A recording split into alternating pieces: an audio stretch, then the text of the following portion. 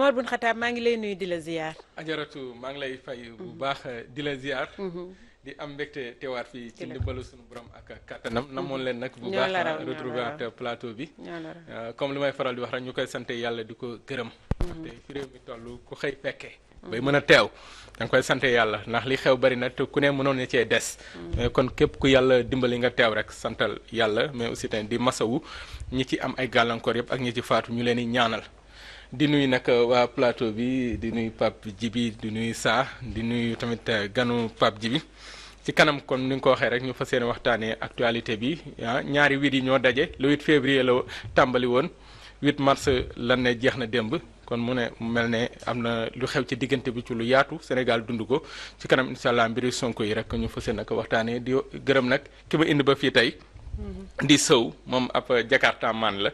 alaaji Paat la dëkk Kër Massar dama daje mu ni ma yan waawal fajri fu leen fekk dañ leen war a yóbbu waaw mu ne parce que liggéey kon di gërëm suñu confrère yëpp di leen féliciter di wax ni rek li ñu doon wax ci wàll fajri notre fidélité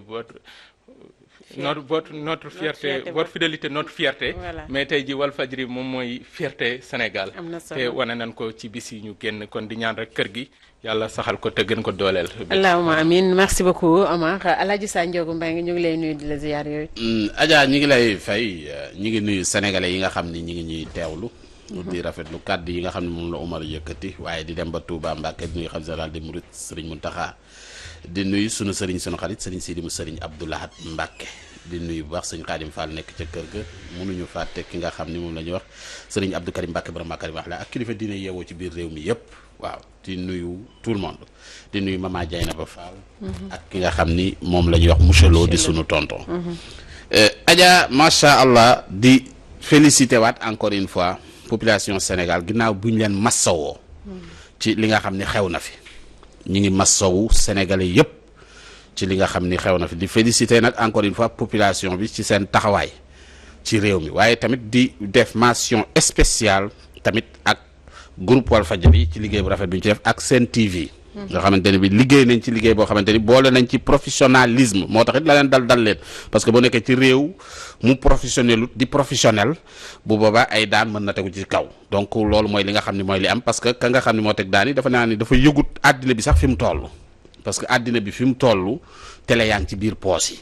defe naa ni te foofu mu coupé ko dana xaw a jafe mais di nuyu ñëpp encore une fois di massawuwaat sénégalais yi bu baax a baax di la jox leen ngay jërëjëf. d'accord mi ngi noonu maître Pape Djibril Fall ñu ngi lay nuyu di la ziar. waaw Betty kontaan loolu teewaat fi sant yàlla bu baax aussi comme ni ko ñëpp waxee rek di masawu Sénégalais yëpp aussi di ñaanal kilifa diine yi parce que ay régulateurs sociaux lañ xam nañ ko chaque fois bu lii amee dañuy teew Sénégalais yi aussi. waaw ça di la souhaiter joyeux anniversaire comme waa kii na mais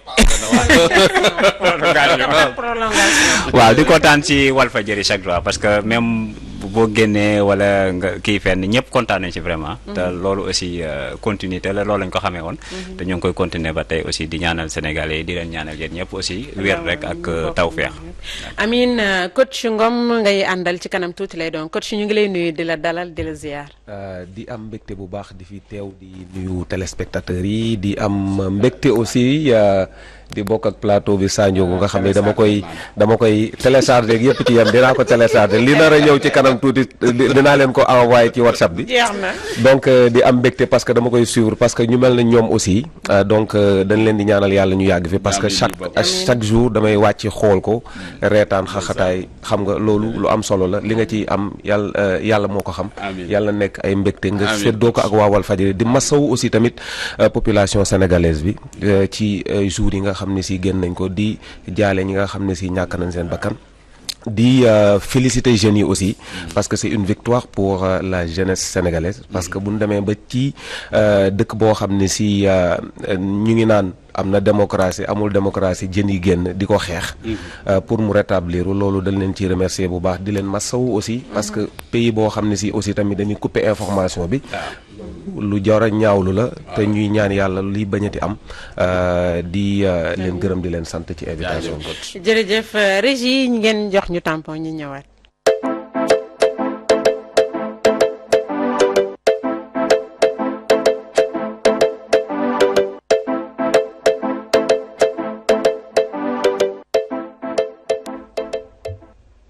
Omar Bun Khattab tey lan nga indi ci actualité bi. waaw actualité bi moom moo indi boppam actualité bi moo indi boppam te moo fi desal boppam ba tey jii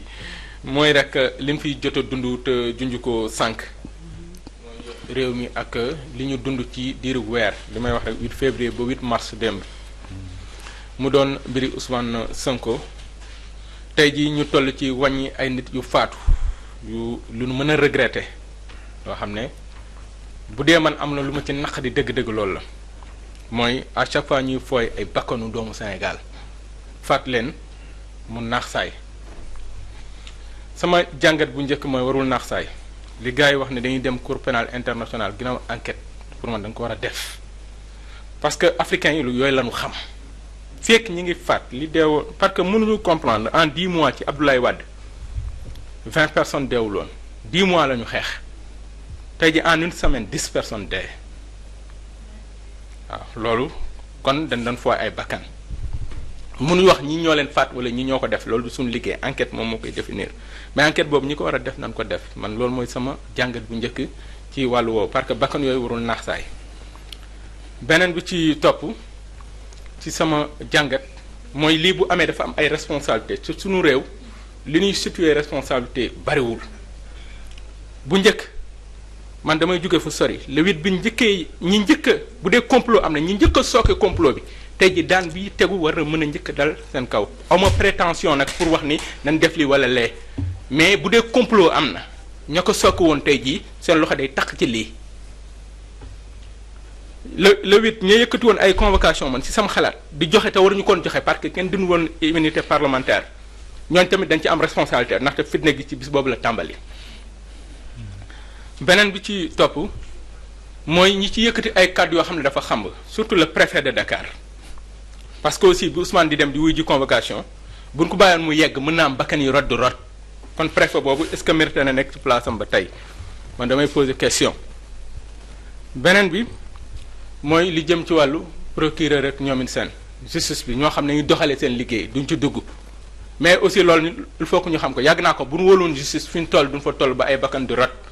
kon suñu appareil judiciaire ñu ko ŋànk man à mon avis war nañu xool qu'est-ce qui se passe bu dee nit ña fa ne waruñu fa ne na leen fa dindi teg fa ñeneen beneen bi le ministre de l'intérieur discours bi mu yëkkati wax terroriste wax ay affaire de grands bandits loolu aussi tamit il faut que ñu bàyyi ci xel parce que aussi tamit am na wax yoo xam ne du fay taal mais da koy xam ministre affaires étrangères dem ci télé tubaab yi di wax ay forces obscures maanaam ñoo dugg Sénégal heureusement le président de la République rectifié na ko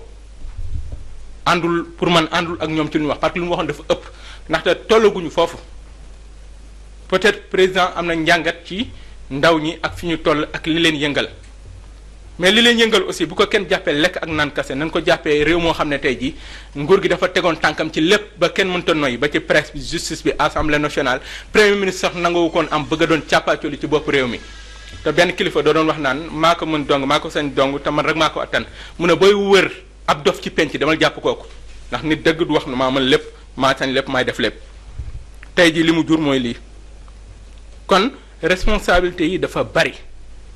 njàngat bi ci ëpp solo nag mooy sénégalais yi nanguwaat ni ñoom ku fi ne ñoo la fi teg démb Sonko nangu na ko Macky nangu na ko te ñoom ñaar ñëpp da nga daan gis doole lan doon waxee mais tey ji nangu na ni yoruñu dara ñoom destiné peuple bi mooy ki ko yor beneen bi mooy ñun su tuddee woon ay citoyen ordinaire mooy sëriñ si wane na ni ñoom du nit ñu ordinaire ndaxte ku jaaxle ba bëgg a daanu ñoom ñoo lay sowe kon tey ji lu bari lu ñu ñàkkoon ci nguur Macky Sall 2012 ba tey ji récupéré waat nañ ko mooy peuple bi jëlaat seen sañ-sañ sëriñ si ñu delloowaat leen fa ñu ne te xam ne ñoo fi ne parce que lii lépp bu ñu déglu woon benn Ahmed Khalifa Niass est-ce que dinañ ko lii pourtant bokk na ci ñi njëkk a génn artu ne lii nii am ay kàddu yu mu yëkkati bu ñu ko déglu woon li na am mais kenn déglu ko woon te pourtant ñëpp xam nañ farul Sonko mais mag la te yàgg a fekkee kon kàddu yooyu dañuy compter war nañ di leen bàyyi xel balaa ñu egg ci niveau bii beneen bi stop mooy assemblée nationale fi may jeexalee dañ ci am une responsabilité ndaxte bu nekkul assemblée boo xam ne dafa nekk mécanique wala électronique boo xam ne tey jii ci nguur li leen nguur gi digal rek la ñuy def duñ toll fii kon dafa wane suñu taaru réew wan ni lu bari doxul ci réew mi ci ñoo xam ne tey ñoo waroon tax réew mi am équilibre parce que réew bu amul équilibre fii la ñuy mujj balaa may dikk ci yeneen yi nag damay bàyyi ñu yëkkati ci ay kàddu mais kàddu gu may daanele rek mooy surtout responsabilité ñi faat ak ñi faate ñu wax ni ñan la daan war ci ñoom ñu teg ko Pape Djibi Sy. waaw ñun li ñu ci wax mooy comme li ñu wax rek seule la lutte libère comme ni ñu ko waxee woon. Thomas Sankara waaw. waxaat na si aussi tamit ne on peut tuer un homme mais pas des idées. parce que li si am solo mooy askan wi wane nañ seen bopp ba pare aussi dañ koy commencer même si comme ni ñu def Walfadjri nii Walfadjri Sen TV comme ni ko saa waxee wane nañ seen bopp wane aussi li nga xam ne mooy démocratie fi ñu war a jëm te ba ak tout prix li si mën a am yëpp coupé signal yeeg yooyu yëpp wane nañ ko si moo tax maa ngi dégg keroog Mamadou Ibra Kane muy wax ne dañoo violer la loi comme ça CNRA dafa violer la loi te yooyu yëpp aussi li ko indi mooy wax nga ko léegi comme assemblée boo xam te ni dafa nërmeelu yeneen institution yoo xam te ni dafa nërmeelu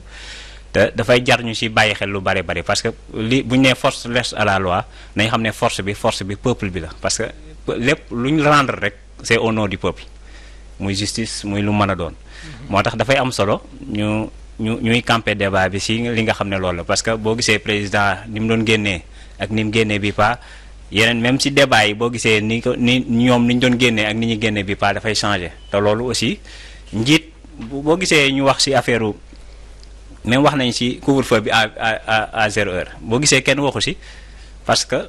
dañuy xam ne pour faj mer moo tax mais am na bu ñu ko defoon 1 semaine 2 semaines ci ginnaaw da ngay gis ne nit ñi bu ñu ko waxee ci télé rek da ngay gis nit ñi yuuxu parce que day nekk loo xam te ñëpp soxla nañ ko mais instant bi nit ñi dañ ko banaliser pratiquement waxuñu ci parce que yooyu yëpp ay problème la yoo xam te ni état da ngay déglu sa peuple avant nga xam ne dañuy sës parce que yii yëpp mënoon naa ñàkk problème yëpp mënoon naa ñàkk aussi te il faut que ñu xam ne président de la république moomu réew mi opposition moomu ko Sénégal yëpp ko bokk. léegi nag bu ñu demee aussi tamit comme ministre de l'intérieur ak ñeneen ñëpp lu ñu ciy wax naan terrorisme bi ñu wax ak yooyu yëpp ça veut dire que mot bi dafa fort trop heure bii ci Sénégal yi ba pare day tiital sax nit ñi te gis nañ ne Sénégal yi ñoo génn n'empêche que nag bu dara amee xeex dina am lépp dina am ñu koy regretter aussi moor yi mais ñu xam ne aussi bañ a wax comme ministre de la justice sax moo ngi wax ne écuries yi ñoo tax comme ça mbëri ñoo génn dañoo tëj écuries yi moo tax mbëri yi génn taal dëkk bi xam nga yooyu yëpp ay wax yoo xam te ni la day tax nit ñi gën a am frustration ba pare li ñu wax ne comme ni ko président waxee dégg nañ seen jooy parce que nit ki day nangu li nga xam ne moom moo am dégg nañ ko dinañ ko saafara voilà nañ dem ci yoon boobu comme ça Sénégal jëm ci kanam. ajaratu waaw xam naa temps bi li ciy des du bari mais joxal Ngom ak Sa Ndiogou. Ngom waaye. waaw comme ni ko Pape Djibril waxee. di ko remercier aussi tamit parce que ci invitation bi. donc ñun man sama position mooy président de la République ni mu waxee démb depuis mu faloo ba léegi maa ngi doogay gis mu def benn prise de conscience te loolu lu am solo la ci réew moo tax après discours am da nga gis ni que affaire yi dafa calme. donc je me dis que ni que donc lii waroon nañ ko mën a éviter bu doon coow li ba mu jugee rek yëkkati woon na ci kàddoom donc waroon nañ mën a éviter ba nga xam ne si ay mort doom du am leneen li ci am mooy ñun ñëpp a yàqule. parce que man mi nga xam ne si man dama nekk jeune jàng ci réew mi war a tekk ci réew mi donc war naa mën a gis sama bopp ci affaire yi ni muy doxee. war naa aussi tamit am toutes les informations requises pour ma xam tamit état bi. nan la ak naka la mais réew bu doxewul noonu je pense que ci lii nii lay mujjee te dañuy ñaan yàlla mu gëj fi parce que touché nañu parce que man toog naa 1 semaine liggéeyu ma te 1 semaine yooyu ma liggéeyul amaana moo doon fay sama loyer beneen bi mooy sunu mbokk yi nga xam ne si ñoo nekk ci àll bi nekk ñu woon ci jàmm parce que à chaque fois comme Dakar la ñu nekk ñu ngi naan ca coow la bokk bal dina ko dal loolu day déstabiliser réew ci nga xam ne si domaine bi nga xam ne si moom laa toogee may coordonnateur national des coachs ñun daf ñu laalaale coow li parce que dafa éliminer benn salle boo xam ne mi ngi woon Saint-Louis une salle boo xam ne si ay centaine de millions lañ fa investir mais booy dañ ko ravager lépp di massawu coach Gaye bi nga xam ne si muy sunu frère nga xam ne ma ngi fa woon c'est vrai que salle bi ki ka moom ci gouvernement bi la bokk muy saalu Mansour Faye mais peut-être que ñoom bu nu meree la famille la ñuy viser mais visé nañu famille bi yàqaale nañu aussi tamit ay emplois yi nga xam ne si moom la saal boobu juróon donc di ñaan yàlla rek coow bi fay bugguma dugg ci ay détails ak ay trucs parce que léegi da ngay wax ñu ni dafa far camp bi wala far camp bële mais du ñu ragal a wax sunu dëgg mais dañuy nekk juste au milieu wax nit kilifa yi nga xam ne si ñoo ñu jiite que ça soit du côté du pouvoir que muy côté de l'opposition nanu xam ni que askan bi moo leen fi fal tey Sonko bu demee bay dégg Sonko depuis ba fongole mi askan bi moo tax Macky Sall aussi tamit le président Macky Sall excuse-moi parce que cër boobu dañ ko koy jagleel donc bu demee ba nekk ci bopp réew mi aussi tamit ñun suñuy xob ñoo ko fa teg nañuy sóoraale bu baax jàmm sax ci réew mi. sinon Omar man mënuma bañ a wax parce que temps bi aussi day jeex te Sanjogu waxagul massawu ñi ci ñàkk seen bakkan massawu seen mbokk yi di wax ni rek yàlla na yàlla suñu borom xare aljana te li nga ko waxee à l'entame de tes propos mu bañ a rester impuni parce que aussi ñii ay soutien de famille la ñu woon ñii ay xale lañ toll ci ndaw ak yooyu donc ñu ngi leen di massawu seen famille bu baax a baax Njogu ça waaw macha allah waxtaan wi am na solo waaw démb déglu nañ ñaari discours waaw déglu nañ discours Ousmane Sonko mu wax déglu nañ tamit bu président Macky Sall mu daa dee wax waaw discours yi nag man njàngat gi ma ci am dama jàpp ni démb Ousmane Sonko def na discours boo xamante ni bi discours boobu mooy discours bi nga xam ni moom la sénégalais yi bëgg a dégg parce que mooy discours bi nga xam ni mooy bi war man jàpp naa ni démb ni mu waxee wax na wax ju am solo sédd bu baax ndaw ñi ci li nga xam ne mooy discours am wane ni ñoom politiciens yi fa nekk yépp kenn amu ci sañ-sañu di wor peuple bi loolu di wax ju am solo parce que peuple bi mérité nañ lu weesu fi ñu ne parce que ay nit dañu ñàkk seen bakkan pour président Macky Sall nekk fi mu ne boobu amoon na doom ji kenn gisu ko ci manifestation yi ay doomu jàmbur ñoo génn joxe seen bopp ba daanu ci toolub xare pour moom mu mën a yéeg fi mu ne donc loolu mu wax pour jeunesse bi ne bu ñu trahir jeunesse bi loolu wax la joo xamante ni bi wax ju am solo la parce que ndaw ñi mérité nañ vraiment lu weesu fii ñu ne donc loolu di wax ju am solo mu delluwaat encore ma gis président Macky Sall boo xam ni mi ngi soog a nekk nag mi ngi woon beneen planète parce que jàpp naa ni dafa defe woon ni mi ngi ci jamonoy Biram Code Biram Yaasin da toll woon na foo xam ni buur parce que waxal na ko boppam sax ne xaw ma moom mooy may sa penda Biram xaw ma nan may sa penda joor bu waxee balaa waxati ñu élire la fal la doonoo ko ci yaay doonoo ko ci baay doonoo ko ci maam ay nit dajaloo fal la nga taxaw naan may sa penda joor taxaw jënd ay ñàkk barki Dembo Njaay ne ñàkk yi ma jënd sénégalais yi buñ bëggee ñàkk buñ buggul bon allez-y du ma kii sama ngañ affaire c'est vrai loolu nga xamante ni bi moom la moom buñ ko bëggee ñàkk buñ ko bëggee mel ni sa xaalis la donc démb nag ñëwaat na wàcc xam ni lii mu yor ñi ko jox mën nañ ko jël ci kaw nekkatut ci seen yitte loolu mooy li am solo moo tax mu ne dina nekk ci yitte ndaw ñi loolu nag wax la des na jëf wax ak jëf nag dafa xaw a soree lool wax la jëf la am na lu bari loo xamante ni waxoon nañu ko mais jëfu ko donc lii nga xamante ni bii wax na ko nit ñaa ngi xool ndax dana ko jëf wala du ko jëf waaye en tout cas daal li am solo mooy que ni ak tamit arrogance bi nga xamante ni bii moom la gaa yi doon wane parce que vraiment li tax nit ñi mere ko tamit gaa yi ci lañ bokk dafa mel ni nekkatuñu ñoo xamante ni bii ay nit ñu teg ci ay poste la pour ñu liggéeyal réew mi mais dafa dem ba mujj gi ñoom ñu toog ci sunu bopp ñoom ñi nga xamante bi dañ leen a jox pour ñu liggéeyal ñu fan lañ ko teg donc nag loolu nekk loo xamante ni bii nag signal fort ñuy félicité waat encore une fois jeunesse sénégalaise bi nga xamante ni bii lii yëpp du kenn ku dut ñoom mu nekk lu am solo ñu ngi leen di félicité ci seen taxawaay waaw mais aussi tamit di félicité way takk der donte ay dérive am na que ni am nañ tamit peut-être retenu ci yenn yu bari parce que am na lu bari affrontement yoo xam ne gis nañ ko ci seen professionnalisme gis nañ taxawaay bi nga xam ne la xew ca Médina nga xamante ne bi dem nañ ba jeunes yi ak ñi nga xam ne ñooy kii di lëngoo gis nañ ay images yoo xamante ni image yu rafet la yoo xamante ni bii sénégalais yi wane nañ ko. donte nag am na yoo xam ni vraiment lu ñuy ñaawlu te la nga xam ni moom lañ ci wax ne dinañ indemniser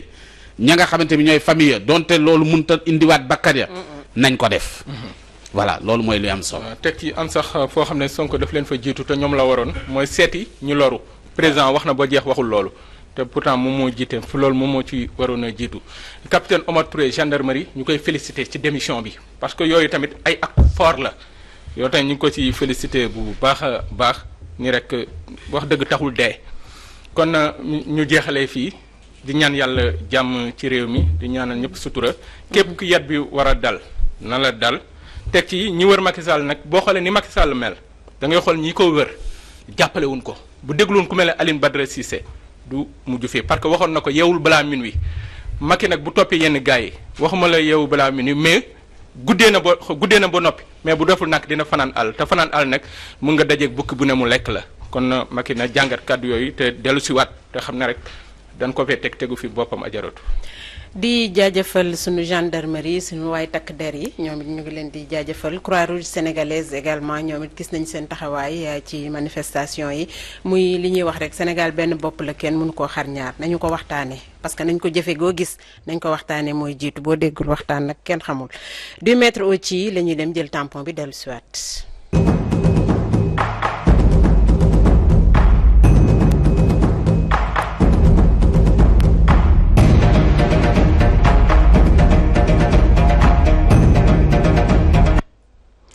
maître tey da nga am invité. waaw coach lañ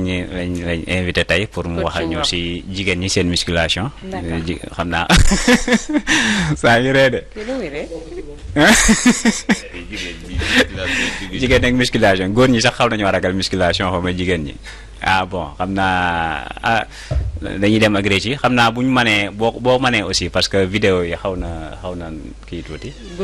xaw na ndaw tuuti mais bu mënee aussi muy commenter ci kaw waaw pour ñu mën a xam vidéo yi topp ak waaw waa Jacques ak Jacques ci bu élément bi pare.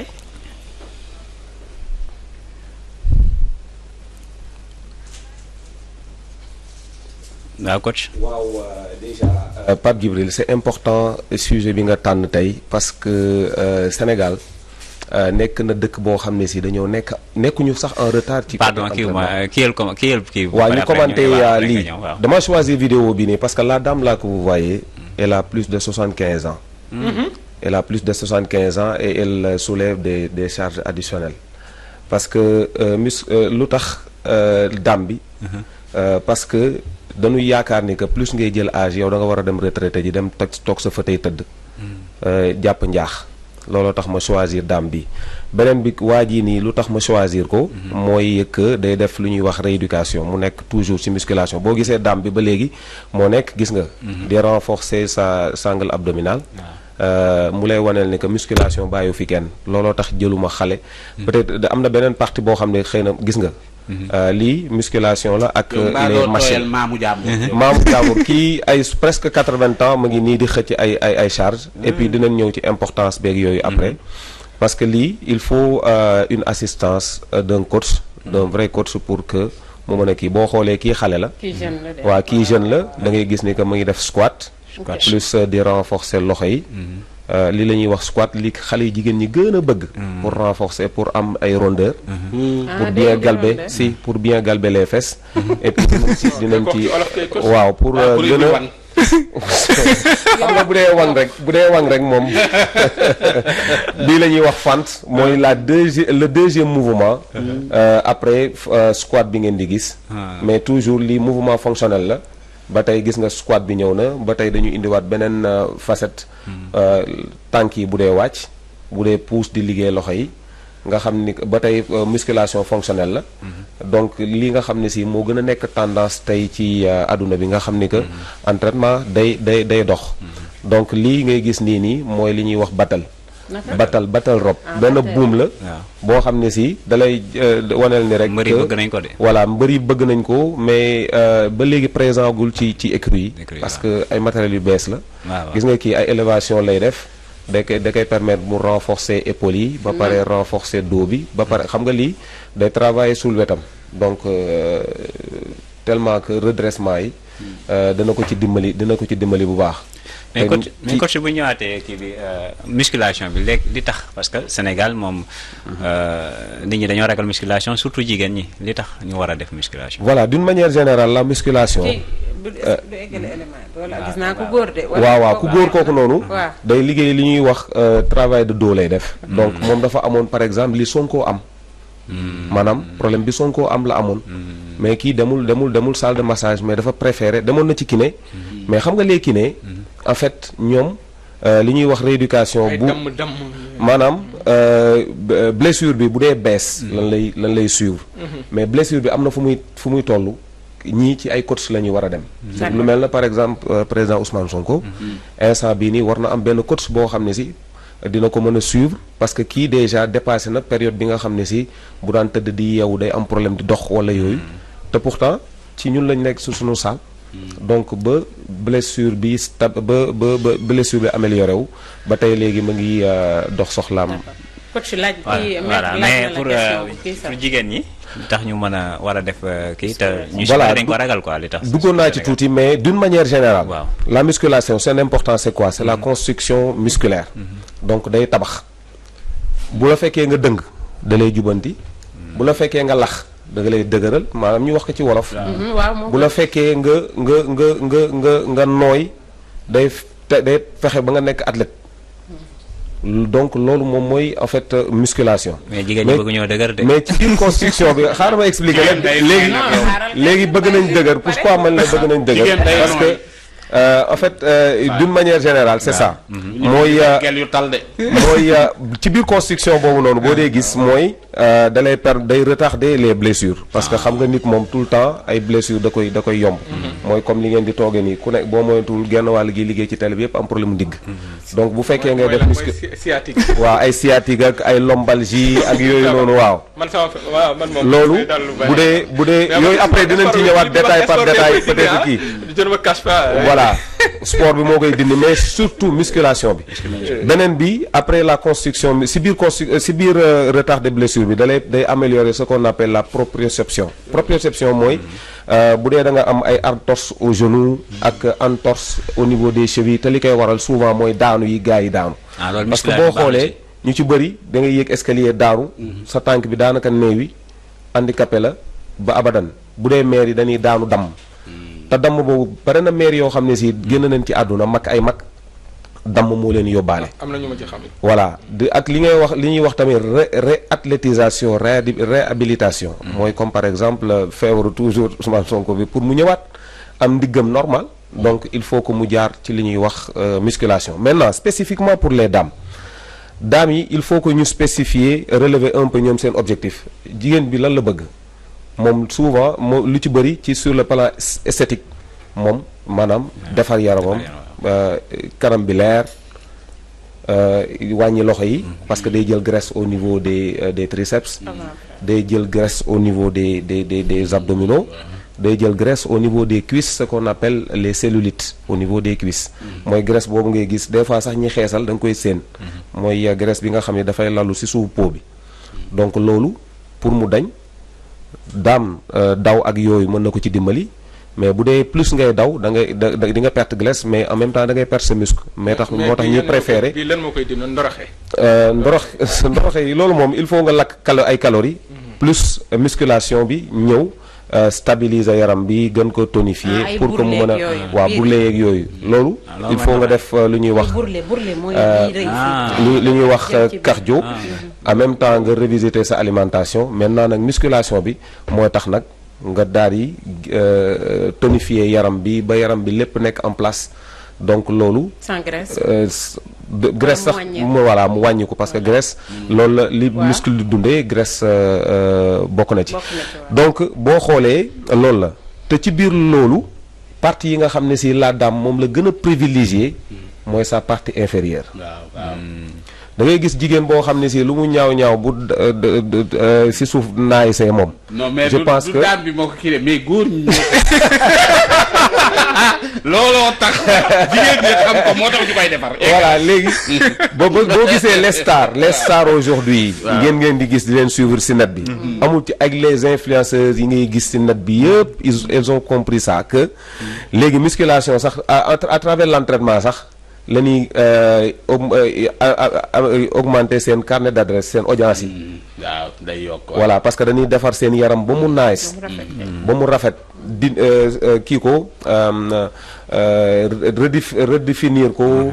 sculpter ko ba mu nice te loolu noonu pour nga mën ko am du da ngay régime comme li jigéen ñiy def. bu régime day wàcce mbàq gi te da ngay maanaam da ngay moo wax ci wolof da ngay lax maanaam da ngay lax. très bien. te boo laxee yàlla waa xam nga ak waaw ni ngay nuru mais il faut nga am peau bu ferme voilà yaram bi toog boo dee dox boo solo nga xam ni que yére bi day toog biir bi du débordé et tout boo dee dox dara du la dara bu dee góor garaawul bu dee góor ak bu dee jigéen daal l'esthétique l'esthétique moom muy góor muy jigéen daal donc loolu la voilà léegi nag pour loolu il faut que maanaam jigéen di def lu ñuy wax musculation c'est rien d'autre que des renforcements mën na nekk ay charges additionnelles comme nii sur les machines guidées mën na nekk ay poids yooyu yëkkati yu léger mais par rapport ak sa niveau ak sa âge donc boo amee coach boo xam ne si dina la mën a orienter rek je pense que di nga ci mën a di nga mën a entraîner sans problème beneen bi aussi mooy plus jigéen plus muy jël âge moom moo gën a perte muscle que góor parce que en fait góor pour mu développer ay muscle am conserver leen dafa yomb parce que l'hormone de la croissance bi ñuy wax testostérone ci góor la gën ëppee que jigéen donc moo tax jigéen ñi nga xam ne si dañuy ragal musculation foofu en fait c'est une explication c'est une solution pour leur dire que il n'est pas dit que da ngay yëkkati ay charges que da ngay niroog góor donc seen taux de testostérone bariwul donc mën nañuy entraîner fii ba déwén du ñu am yaramu góor loolu yàlla moo leen binde noonu te dañuy def même exercice si que góor yi ki def du ñu mës a développer seen yaram comme góor mais ñooñu c'est le haut niveau c'est le haut niveau et puis beneen bi aussi tamit dañuy jël ay anabolisant di ko naan pour seen yenn parties développer d'accord donc ci loolu nga gis ni que jigéen plus muy jël âge moom dafa war a gën a def musculation dalul sunu femmes yi nga xam ne si ñoo ngi ci àll bi nga xam ni dañuy dëddu di sox dañuy dëgër quoi parce que grossesse yi dafa nekk loo xam ne si da leen di gën a wàññi jigéen day normal tey suba mu yàqu te li koy defar bokk na ci musculation bi di ko delloo si waat mu gën a nekk mais pour maigrir cardio moo gën wala musculation moo gën en fait maigrir moom pour def ko il faut nga brûler calories mooy waaw mën nga ko def ci musculation comme mën nga ko def ci cardio mais aujourd'hui la solution mooy la compilation entre cardio ak musculation donc bu dee da ngay def cardio les premières minutes les 20 minutes voire 30 minutes yi ngay daw wala yi ngay tëb yooyu noonu sucre yi ngay lakk sucre bi ngay lakk te pour wàññi sa graisse amul beneen système parce que man damay gis pour pour brûler kii parce que saa yi nga gis kii dugg ci kii yu tàng yooyu nga xam ne yooyu yomb la brûler kii de loolu na fekk boo duggee ñàkk tooy xat boobu est-ce que mais loolu noonu en fait il faut que nit ñi comprendre que la sueur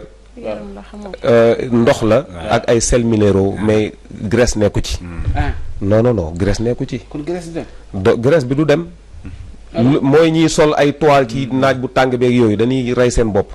te loolu mën na leen rey déshydratation boobu noonu mën leen rey maa ngi woon ci benn point bu am importance mooy maanaam jigéen plus lu tax mu war a def musculation pour prévenir un peu yenn risques yooyu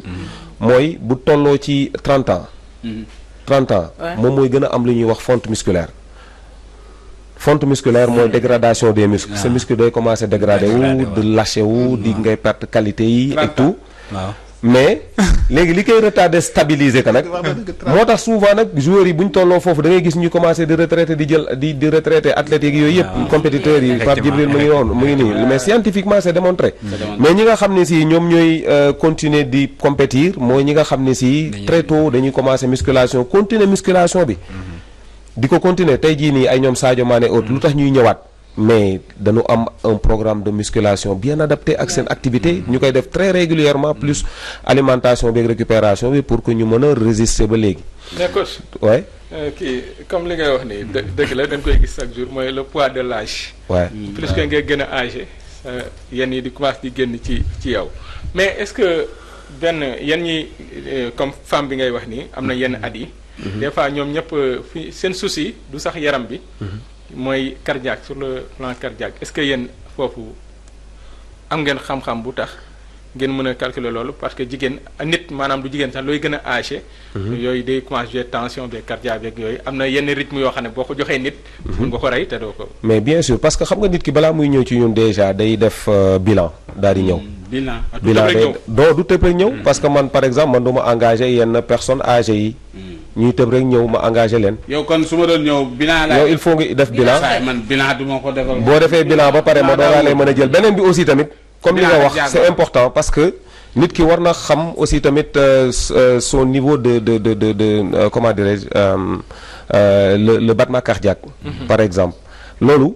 plus ngay jël âge.